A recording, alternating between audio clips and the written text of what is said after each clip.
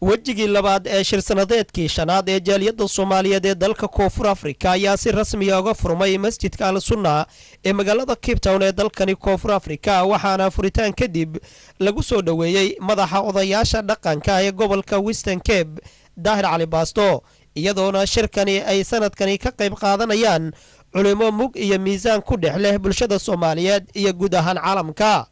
masjid Sunna waxaynu fadhinaa furitaanka xafladii muktamarka shanaad ee jaaliyadda Soomaaliyeed ee ku nool dalka South Africa ama kulan cilmiyeedkii wejigiisii labaad magaalada Cape Town. waxaan mahad celinaynaa Allah subhanahu wa ta'ala wajal awood badan leh ee nagu manaystay iimaanka iyo islaamnimada isla markaana noogu deeqay culimo cilmi baahinimo iyo dhagannugeel isku darsatay oo noogu turin in goobihi ay joogaan loogu tago oo lagaga qaato cilmiga ee uu diyaar inay kala daba tagaan ummadooda aqoonta Ilaahay siiyay subhanahu wa ta'ala uguna tagaan waxaan reer Western Cape ka codsanaynaa si dadaalka culimada oo sano noqon mid ka soo qadaca ujeedadiisii ahayd hagaajinta in qof walba oo ka mid ah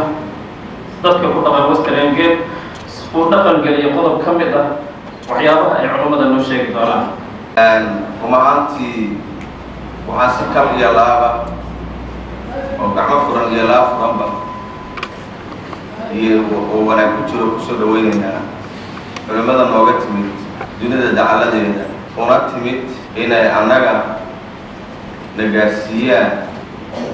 diinta ay xambaarsan yihiin. waxaan idin soo jeedinayaa haddii aanu nahay dadweynaha ku nool Western Cape gaar ahaan magaalada Cape Town in aynu culimada soo dhaweynteeda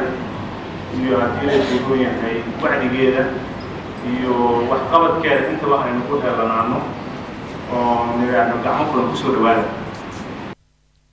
muxaadaradii ugu horeysay ee furitaankii wejigii labaad ee shir sanadeedkani qaybtiisii shanaad ayaa waxaa soo jeediyay Sheekh Axmed Maxamuud oo loo yaqaano Sheekh Axmed Yare. shirkani ayaa sanad waliba bishan oo kale waxa uu ka furmaa dalkani Koonfur Afrika